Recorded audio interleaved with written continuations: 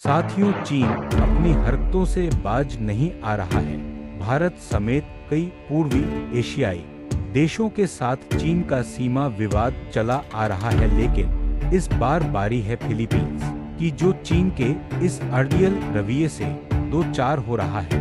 दरअसल ये पूरा मामला जुड़ा हुआ है दक्षिण चीन सागर में स्थित स्कारबोरो शोल से। आइए आगे बढ़ने से पहले ये समझते हैं कि शोल होते क्या हैं।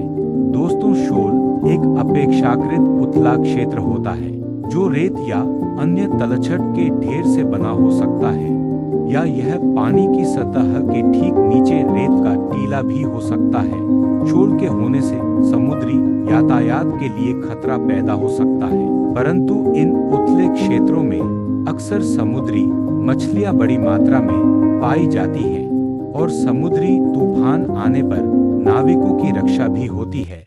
अब आइए मुद्दे पर। चीन इस स्कारबोरो शोल पर एक प्राकृतिक रिजर्व बनाना चाहता है, जबकि 2016 में ही एक इंटरनेशनल कोर्ट ने इन शोलों पर फिलीपींस के अधिकार को स्वीकार किया था। चीन इन पर अपना अधिकार मानता है। 2012 में इन शोलों पर अपना कब्जा जमा लिया था। तब से आज तक चीन अपने कोस्टगार्डों की मदद से इन पर कब्जा जमाए हुए है। अब जब चीन इन पर प्राकृतिक रिजर्व बनाने की योजना बना रहा है, जिन्हें वह वानग्या मानता है, तो फिलीपींस ने चीन पर आरोप लगाए हैं कि चीन इस क्षेत्र को अपनी संसाधनों की भूख को मिटाने के लिए उपयोग करेगा और इस क्षेत्र के संवेदनशील पर्यावरण को बर्बाद कर देगा।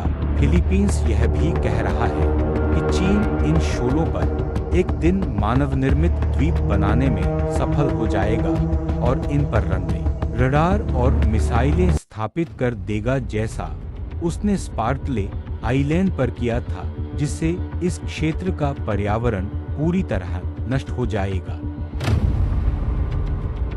इस तरफ भी ध्यान देना पड़ेगा कि इस रास्ते से होकर दुनिया का 3 लाख करोड़ का व्यापार होकर गुजरता है, जो कि विश्व अर्थव्यवस्था के लिए बहुत ही महत्वपूर्ण है। 1951 में एक दोस्ताना समझौते के अंतर्गत अमेरिका और फिलीपींस ने युद्ध के समय एक दूसरे का सपोर्ट करने का करार किया हुआ है। इस रिपोर्ट का स्रोत इंडियन एक्सप्रेस का 15 सितंबर 2025 का संस्करण है। मित्रों, इन्क्विजिटिव भारत को सब्सक्राइब और शेयर अवश्य करें।